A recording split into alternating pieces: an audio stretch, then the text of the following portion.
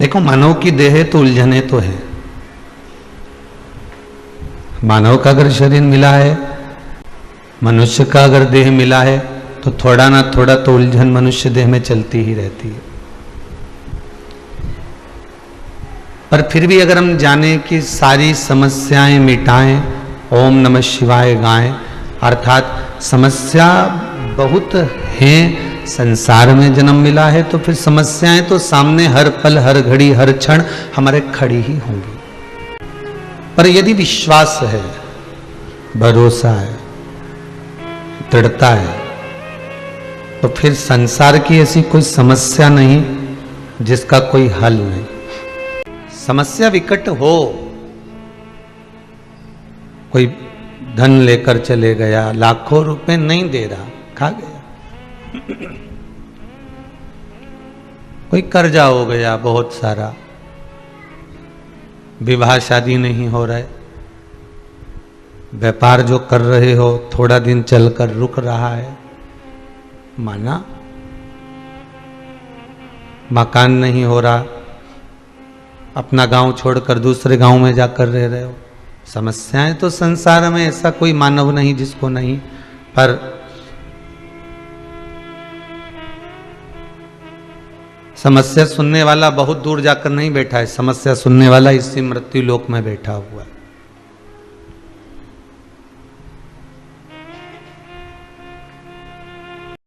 यदि समस्या विकट है तो महादेव भी तो आपके निकट है, शिव भी तो आपके करीब में है। और अगर शंकर आपके नजदीक में है, शिव आपके करीब में है, तो फिर समस्या कैसी भी हो उसका निवारण हो। अब दूसरे से जाकर मत कहो कि हमको ये दुख है। आप संसार के लोगों से भी जाकर मत कहो कि हमको ये तकलीफ है। हम तो आपसे ये भी कहेंगे कि आप हमसे भी मत कहो कि आपको ये दुख है। हम हो, चाहे संसार का कोई मानव हो, चाहे आपके रिश्तेदार हो, कौन सा आपको करोड़ों रुपए निकाल कर दे देगा? अरे बोलो तो सही, आपकी समस्या तो आपको झेलना है ना। ऐसे कितने रिश्तेदार पड़े हैं जो आपको 5-5, 10-10 लाख रुपए आपकी समस्या का निवारण करने के लिए दे देगा? देगा कहीं का?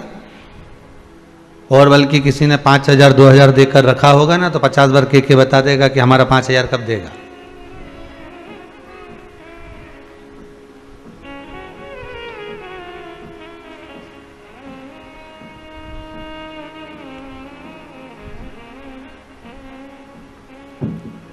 आप आकर अगर कह भी दोगे अपने रिश्तेदारों से, अपने नातेदारों से, अपने कुटुंबियों से, अपने परिवार वालों से कि मुझे बहुत दुख है, मुझे बहुत तकलीफ है, मुझे बहुत कष्ट है, मैं बहुत कष्ट में हूं, मैं बहुत तकलीफ में हूं, वो थोड़ी देर आपको सहानुभूति बंधा देगा। हाँ, होता है, अभी हाल थोड़ा सा लॉकडाउन चल रहा है ना, तो व्यापार व्यवसाय थोड़ा सा कमजोर है।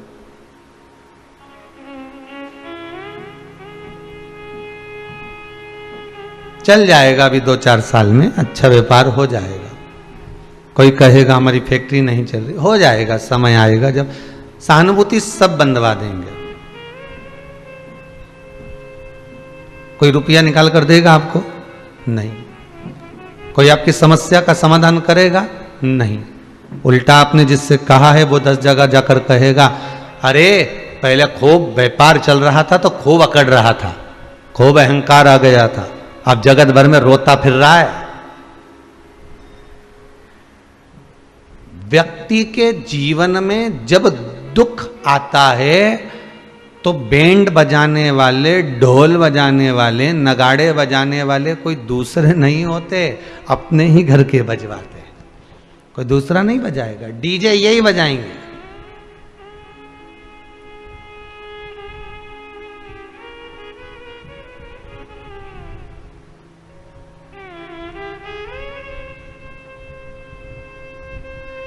ना परिवार से कहिए, ना कुटुंब से कहिए, ना रिश्तेदारों से कहिए कि हमको ये तकलीफ है, हमको इतने की ज़रूरत है, हमको इतने का खर्चा है, हमारा कर्जा इतना बढ़ गया है, हमको ये समस्या है।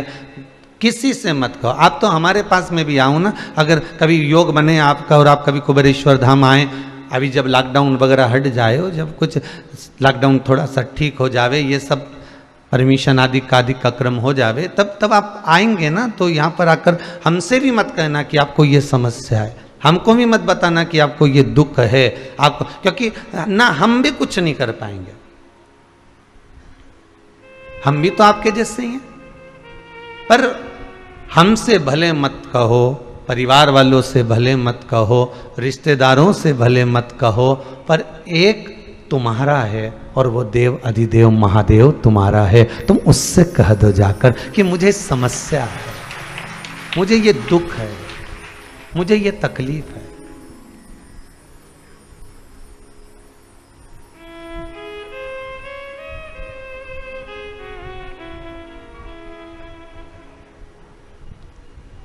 अगर भोले बाबा का सहारा न होता तो दुनिया में कोई हमारा न होता।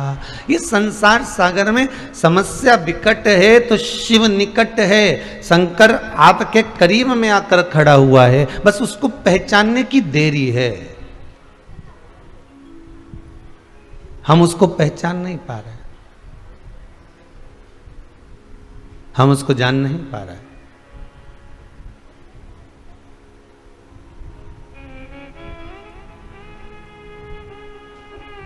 किसी रिश्तेदार से मिलने जाते हो अपनी समस्या के लिए, अपने दुख के लिए, अपनी तकलीफ के लिए, तो विश्वास लेकर जाते हो कि नहीं जाते कि वहां से तो मेरी मौसी का छोरा है, खूब पैसा उसके पास में, अगर मैं कहूंगी ना एक बार उससे जाके कि मुझे 20,000 रुपए की जरूरत है, वो दे देगा, विश्वास है मुझे उस पर। अब इतनी अकड़ के गई, खजूर वाली चोटी भी कर गई, जोरदार जूड़ा वूड़ा लगा के और जोरदार तैयार हो हुआ के, और जैसे ही गई और वहां जाके बैठी, और बैठने पर अब वो वही मौसी का लड़का, और उससे कहा कैसी आई जी जी, बस क्या बताऊं, इतनी परेशान चल रही हूँ, इतनी परेशान चल रही हूँ कि बच्चों की फीस तक जमा नहीं कर पा रही हूँ, और ऐसा हो गया और वैसा हो गया। अब वो तो दुख है, रही जिंदगी है दुख की, वो तो आना जाना लगा रहता है, पर थोड़ा संघर्ष करो, थोड़ा सा झेलना तो पड़ेगा, संघर्ष तो करना पड़ेगा। वो मासी का छोरा कह रिया कि झेलना तो पड़ेगा।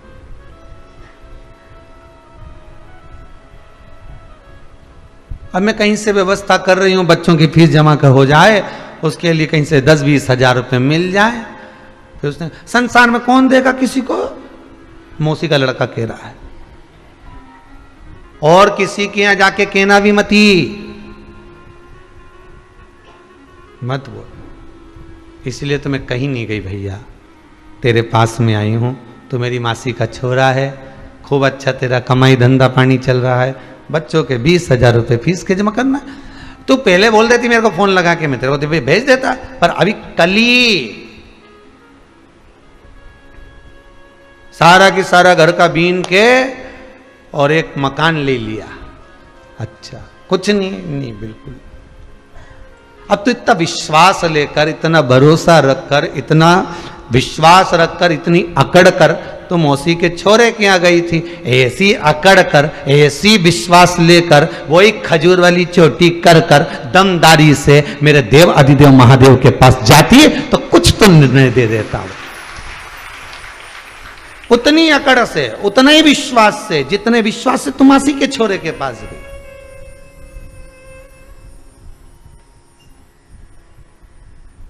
वही विश्वास, वही भरोसा आप जो दूसरे पर करते हो ना, अपनों पर करते हो ना, उतना विश्वास, उतना भरोसा आप देवाधिदेव महादेव पर क्यों नहीं कर पाते भाई? किससे लिए क्यों नहीं कर पाते?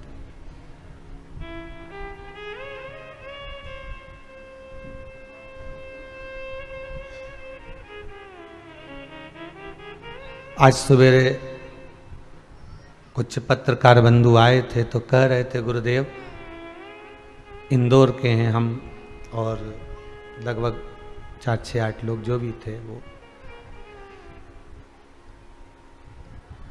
कह रहे थे कि दुनिया में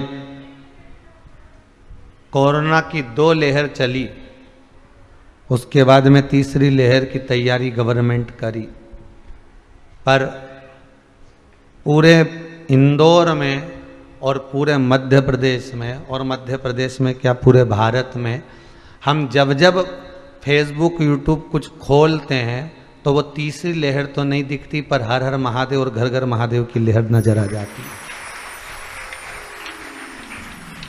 वो तो नजर नहीं आएगी, पर शिव हर घर में नजर आ जाता है। 2 बजे कथा चालू होती है, लोग टीवी के सामने बैठ जाते हैं। टीवी का वॉल्यूम ऐसा बढ़ा के बैठते हैं कि मोहल्ले के जो नहीं सुन रहे होते हैं उनको भी सुनना ही पड़ती है। और तो और बुजुर्ग तो बुजुर्ग, घर की बहुएं, घर की बेटियां, घर के बेटे, घर के बच्चे भी शंकर की कथा को ऐसे प्रेम से श्रवण कर रहे हैं, इतने आनंद में सुन रहे हैं, इतनी मस्ती में सुन रहे हैं कि उनको शायद हमने नहीं सोचा था कभी कि ये बच्चे धर्म की ओर बढ़ जाएंगे, पर उनके भीतर धर्म प्रवेश कर गया, उनके भीतर भगवान शिव प्रवेश कर गया। और चाहिए ही क्या अपने को? जिस गांव में पानी की कमी होती है वहां की फसल बिगड़ जाती है, जिस घर में संस्कारों की कमी होती है वहां की नस्ल बिगड़ जाती है। परिवार को सुधारने का सबसे सुंदर तरीका है शिव महापुराण की कथा। परिवार को संवारने का सबसे सुंदर तरीका है भगवान शंकर का अनुमोदन। परिवार को संभालने का सबसे सुंदर आनंद है शिव चरित्र, शंकर का अनुमोदन, भगवान शिव की कथा।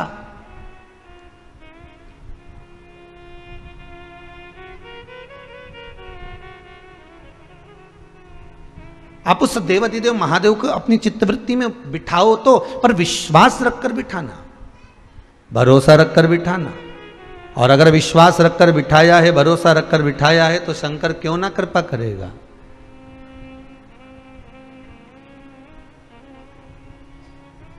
क्यों ना कृपा करेगा।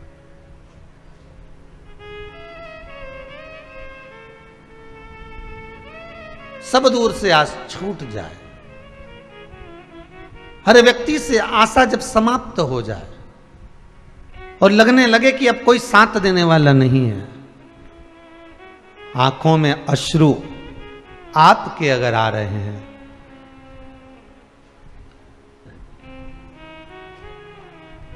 महाराज, तब शिव को याद कर लेना। एक बार जरूर याद करना, मेरे देवाधिदेव महादेव को एक बार दिल से अवश्य याद करिएगा। अश्रु आंसू किसके निकलते? जिसका भीतर का विश्वास टूट गया हो, जिसने जगत में सबको आजमा कर देख लिया हो और अंत में भी उसका कोई रिजल्ट सामने नहीं आया, तब वो परमात्मा के पास जाकर फिर रोता है। सदगुरु के पास जाकर, गुरुजन के सामने जाकर, संतजन, साधुजन, तपस्वी जन, साधक, उपासक के पास जाकर, माता पिता के आगे फिर वो रो लेता है, फिर वो रोती है।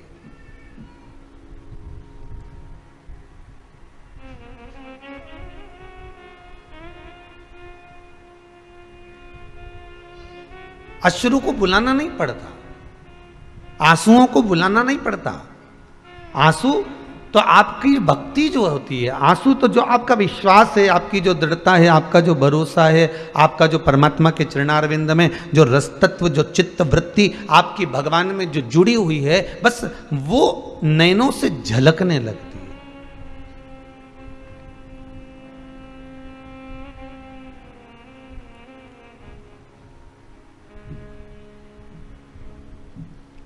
कि लिखन वाले तू हो के दयाल लिखना, मेरे हृदय अंदर सतगुरु दा प्यार लिखना, नैनों में लिखना दर्शन गुरु का, मुख पर गुरु जी दा नाम लिखना, मेरे हृदय अंदर सतगुरु दा प्यार लिखना। क्यों? गुरु तत्व में शिव छुपा हुआ है।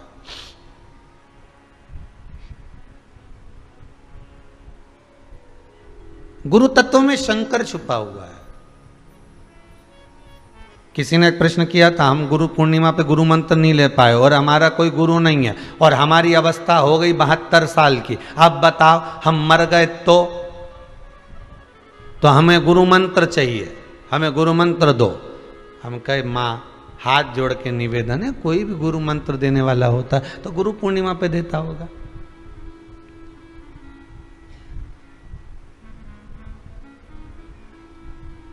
कोई भी गुरु मंत्र देने वाला होगा तो गुरु पूर्णिमा पे देता होगा, कहीं नहीं। और महाराज जी होन तो 15-20 इकट्ठा हो जाए सबके दे दे और तुम तो के दे ही नहीं।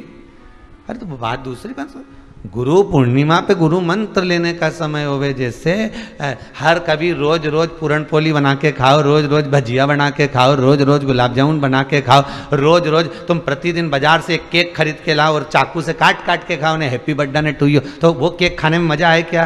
अरे बोलो तो जम के।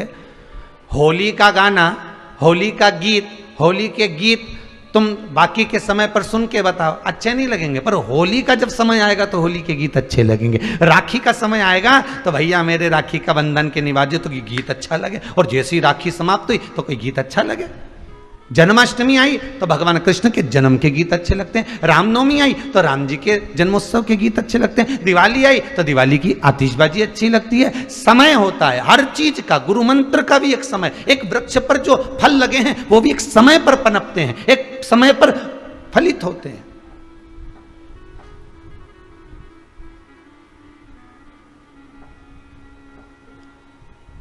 अरे राशन की दुकान पे राशन लेने जाओ, कंट्रोल की दुकान पे से चावल और गेहूं लेने जाओ, परमिट दिखाओ, उसके बाद भी वो के टाइम पे आना, 10 बजे से 5 बजे तक खुले हो और रविवार के बंद रहे। ध्यान रखना, समय पे आएगा तो दूंगा। उसी तरह गुरु मंत्र का भी एक समय होता है, तो मंत्र चाहिए। तो हम क्या करें? और आप कहो कि गुरु मंत्र मिले गुरु पूर्णिमा पे, और अगर हम बीच में निपट गए तो, और बिना गुरु मंत्र के ऊपर चले गए तो दोष नहीं लगेगा? तो हमने कहा लगेगा तो सही, तो किसको लगेगा? तो हमने कहा आपको ही लगेगा। तो क्या हमको काहे को लगेगा? हम तो आपके सामने खड़े हैं कि गुरु मंत्र चाहिए और आप बोले कि गुरु मंत्र नहीं दें भैया, और दोष किसको लगेगा? तो हमने कहा आपको लगेगा। 72 साल की हो गई तो अभी तक बताते ना गुरु नहीं बनाया।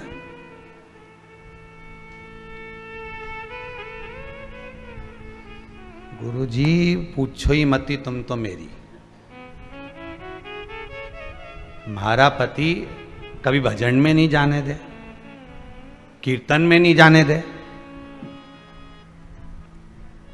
तुमने कहा भजन गाने का मना करता है क्या? अब क्या बताएं, हम वो नहीं गान दे न जान दे, तो भजन से क्या तकलीफ उसको? आया है क्या? हाँ आया, बुला जरा बुला उसको। तो आया, क्यों भाई तेरे को भजन से क्या तकलीफ है, क्या दिक्कत? बस नहीं जानता।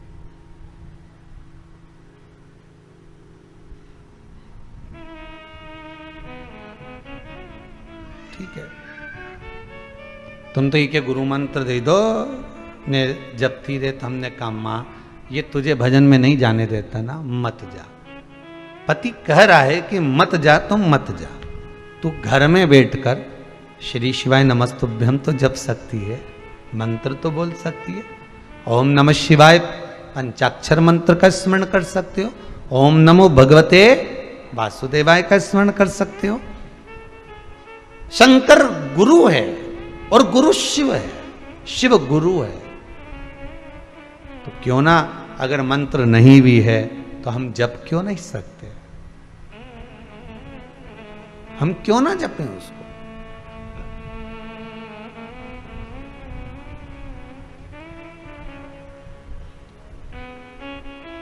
जिस माला को जपकर मीरा तर गई, जिस माला को जपकर नामदेव जी तर गए, जिस माला को जपकर रामकृष्ण परमहंस जी तर गए, जिस माला को जपकर स्वयं हनुमान जी तर गए, तो ये माला कोई सहज होगी? सहज होगी? माला जपी थी मीरा जी ने,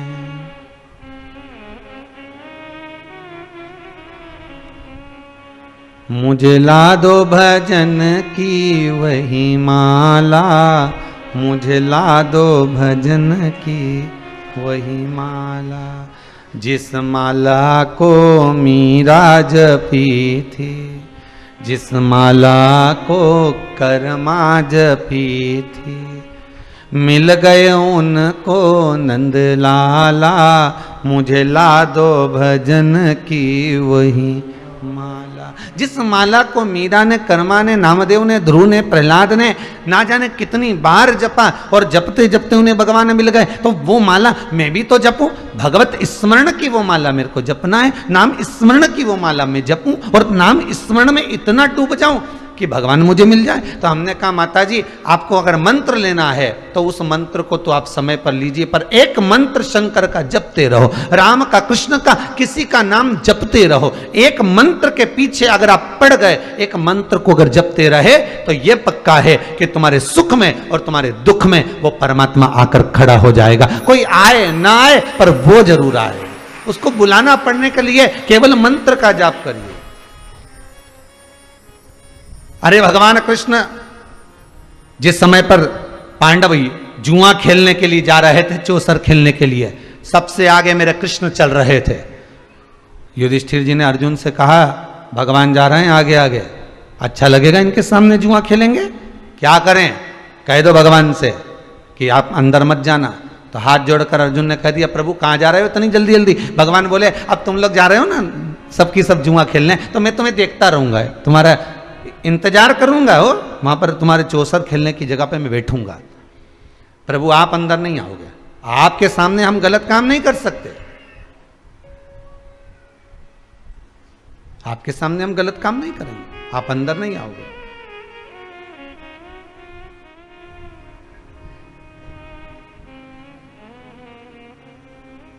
आप अंदर नहीं प्रवेश करोगे।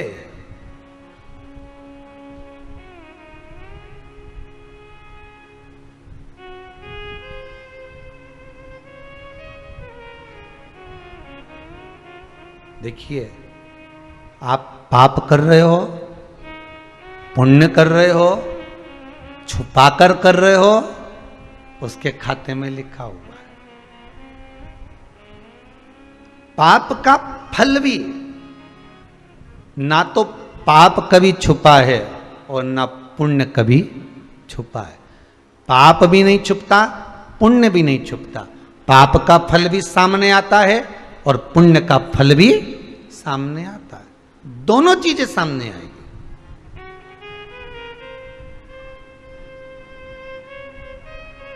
भले आप वो कहते हैं ना वो मोबाइल में एक वो होता है, वो क्या स्टेटस डालते हैं ना, ऐसा कुछ है ना, या मैसेज डालते हैं, और उसमें व्हाट्सएप पे कई लोगों ने ऐसा ऐसा फंक्शन जोड़ के रखा रहता है कि वो देख भी ले तो भी टिक नहीं आए।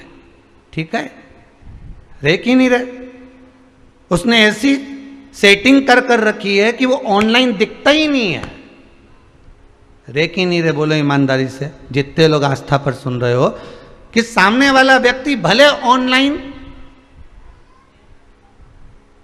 वो रे चाहे नहीं रहे, क्योंकि उसके भीतर हो सकता है कपट हो, उसके भीतर छल हो। छुपाता वही है जिसके भीतर कपट होता है, छुपाता वही है जिसके भीतर छल होता है। नहीं तो ब्लू टिक से क्या होता है? उसी तरह तुम पाप पुण्य कितना भी छुपा लो, पर मेरा भोलेनाथ तो 24 घंटा ऑनलाइन रहता है। 24 घंटा, हर पल, हर घड़ी, हर क्षण मेरे शंकर ऑनलाइन है, हर पल, हर घड़ी, हर क्षण। तुमने क्या करा, क्या धरा, क्या कर रहे हो, कितना पुण्य, कितना पाप तुम छुपा सकते हो केवल व्हाट्सएप पर, तुम छुपा सकते हो केवल स्टेटस पर, तुम छुपा सकते हो केवल फेसबुक पर, तुम छुपा सकते हो केवल गूगल पर उस परमात्मा से नहीं छुपा सकते। उसकी दृष्टि सबके सम्मुख है। किससे छुपा रहे हो? पाप तुम किससे छुपा रहे हो? झूठ तुम किससे छुपा रहे हो? छल तुम किससे छुपा रहे हो? बेईमानी तुम किससे छुपा रहे हो? कपट तुम किससे छुपा रहे हो? उससे नहीं छुप सकता। वो तो पैदा करते ही तुमको एक सिम ऐसी फिट कर देता है कि तू कहीं पे भी जाए तेरे सामने वो कैमरा लगा रहता है। कहीं पे भी जा, तेरी मस्ती में तू कहीं भी रहे।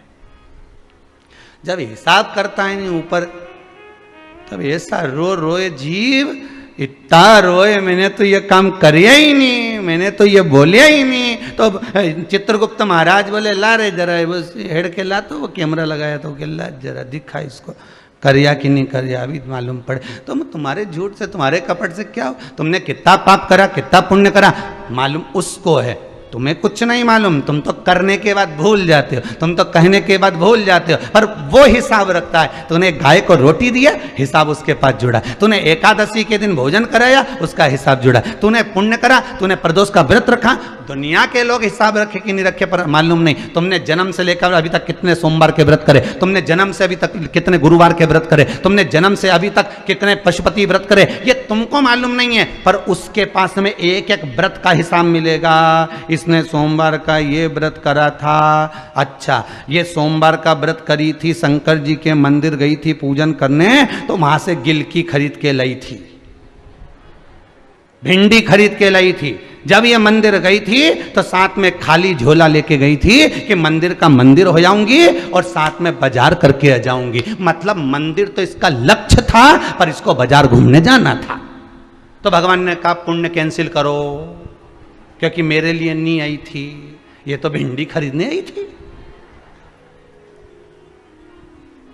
अब तुम तो कितनी समझदार, जूड़ा मुड़ा बांध के झोला लेके वहीं से जाऊंगी, दर्शन का दर्शन कर लूंगी, भगवान से विनती कर लूंगी और वहीं से सब्जी लेके घर आ जाऊंगी। अब तुमने ये चीज तो भगवान के मंदिर जाने की सोची, अब तुमने एक चीज और क्यों नहीं सोची कि शाम के रिसेप्शन में जाऊंगी, किटी पार्टी में जाऊंगी, या उसके जन्मदिन पे जाऊंगी, तो फिर मैं सब्जी खरीदती आ जाऊंगी, तब ले जा झोला। नहीं, बढ़िया जोरदार साड़ी वाड़ी ने डब्बा बब्बा भर के नहीं, नीली पीली होके जाए और जोरदार झामर झुमका पहन के जब जाए, और जाने के बाद एक खाली झोला साथ ले जा, फिर कहीं जाए। अरे बोलो तो नहीं जाए, फिर जाए झामर झुमका पहन कर, चबड़िया जोरदार या किली पिली फंसा के, ऐसा गुलदस्ता जैसा बाल करके, फिर जाके बता दे, फिर वो जाए तो बता, फिर तो वहीं जाए। कहां? वही गोलगप्पा, फिर वहीं जाए। फिर वो सब्जी लेने जाए क्या, ऐसी जोरदार तैयार मैयार होके, और पति कह दे कि अब अपने यहीं से तो निकल रहे, शादी में जा रहे हैं, एक काम करें अपन आधा किलो भिंडी खरीदते हो, चल। तुम्हें अक्ल मक्ल है कि नहीं थोड़ी बहुत? मैं ऐसी जोरदार तैयार हुई, सब्जी मार्केट ले जा रहा, मेरे को मेरी इज्जत मिज्जत है कि नहीं कुछ? 4 घंटा तो मेरे पटरी जमाने में हो गया, और तुम मुझे सब्जी खरीदने जा रहे। तो फिर कल सब्जी नहीं है, एक भी सब्जी क्या बनाएंगे? मैं तो दाल बना लूँगी, तुम चुपचाप चल चलो, तुम चल। अब बताओ, मान नहीं जाऊँ तो दाल। अब कितनी बड़ी बात कि तुम तुम्हारे रिश्तेदार के शादी में जाऊँ ना, तो सच धज के एक बार, फिर उसके चक्कर में तुम किसी के यहाँ नहीं जाओ, और मंदिर जाओ तो क्या सब्जी खरीद लाऊंगी? आती आती दूध की थैली ले आऊंगी, आती आती आधा किलो में बेसन ले आऊंगी। मतलब भगवान के यहाँ जा रही है तो बहाने बना के जाए भगवान के। अरे मेरी हो करा, शंकर भगवान के मंदिर में श्रीफल क्यों नहीं फूटता? शंकर जी के मंदिर में नारियल क्यों नहीं फोड़ा जाता? क्योंकि शंकर को अधूरा नहीं चाहिए, शंकर को पूर्ण चाहिए। चावल भी देना तो एक दाना देना, भले आखा देना पर टूटा मत देना। बेलपत्री देना एक देना पर खंडित मत देना। फूल देना एक देना पर मुरझाया मत देना। फल देना एक देना पर बेकार मत देना। मिठाई देना एक देना पर बेकार मत देना। भगवान कहते हैं मुझे जो दे वो पूर्ण देना। इसलिए शंकर जी के मंदिर में नारियल नहीं फूटता, क्योंकि उनको पूर्ण चाहिए, उनको पूरा चाहिए। पर हम भगवान शंकर के मंदिर में जाते हैं, अधूरे जाते हैं। जाती जाती सब्जी खरीद लूंगी, मतलब आधा पुण्य आधा पाप। जल्दी जल्दी में यह काम कर लूंगे, मतलब मंदिर तो जा ही रही हूं, साथ में यह काम करते हुए चले जाऊं। कुछ नहीं मिलेगा भेरू सिंह, लिख के रख ले। कहीं नहीं मिले रे भेरू, कहीं नहीं मिले। हिसाब लगा कर रखी है, कहां से प्राप्त होगा? और हिसाब लगाया मैंने तो इतना पुण्य करा। अरे भले तुम कितना भी छुपा के रख लो, पर वो तो पूरा ऑनलाइन है रे। एक एक चीज का हिसाब रखेगा। तुम्हारी ब्लू टिक से क्या होगा? कहीं नहीं। कुछ नहीं हो, सब ज्ञात। वो एक कंजन कौन सा नाटक आता था, हमको सब पता है, उसमें वो एक ही बात कहता था, हमको सब पता है। बस यही बात जान के रख लो, शंकर जी के सब पता है। तुम्हारा पुण्य भी, तुम्हारा पाप भी, तुम्हारा भजन भी, तुम्हारा दान भी, तुम्हारा सत्कर्म भी, तुम्हारा स्मरण भी वो देता। तेरा ही दिया मैंने खाया पिया है, तेरा शुक्रिया है, तेरा शुक्रिया। कितना ही छुपा लो पाप, कितना ही छुपा लो, पाप कभी नहीं छुप सकता। पुण्य करने वाले का पुण्य कभी नहीं छुप सकता।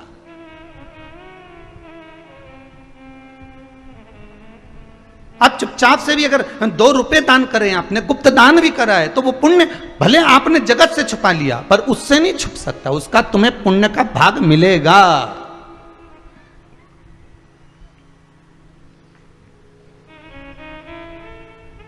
व्रत में बहुत चीजों का ध्यान रखना पड़ता है जीजियों।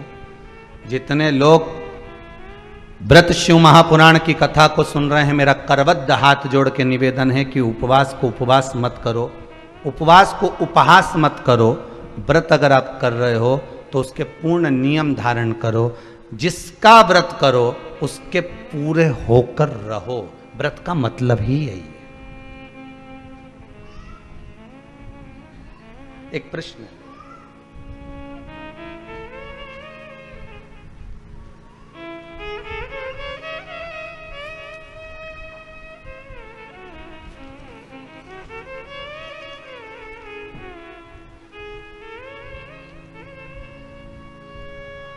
सोमवार के दिन जन्माष्टमी है और उसी दिन हमारा पशुपति नाथ का आखिरी व्रत है। हम तो बीच में अटक गए, क्या करें? अब तुम्हारी मर्जी, मैं चाहे ये करूं, मैं चाहे वो करूं, मर्जी तुम्हारी है। प्रश्न है, और यह प्रश्न केवल एक का नहीं होगा, ना जाने कितनों का होगा कि मैं पशुपति व्रत भी कर रही हूं और जन्माष्टमी।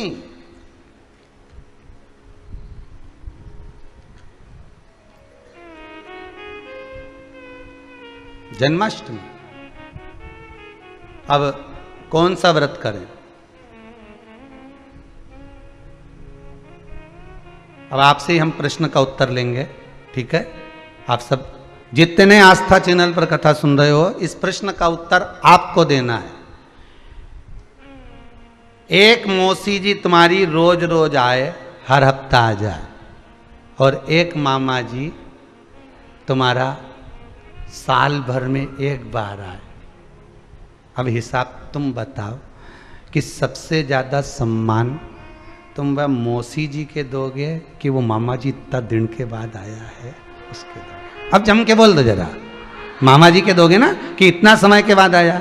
तो पशुपति व्रत तो तुम 4 पहले से कर रही हो, 3 पहले से कर रही हो, तो एक काम करो, ये जो मामा जी एरिया है नहीं, ठीक है, समझ गए ना उत्तर में कि और आगे समझा? नहीं, हाँ, जैसे तो तुम सब समझदार हो रहे, कथा सुन सुन के समझदार हो गए, इतना तो कथा तुम ही बाँच लो, है? बस समझ जाओ उत्तर में कि पशुपति व्रत 5 करना है। मान लो बीच में रजस्वला धर्म आ जाता है,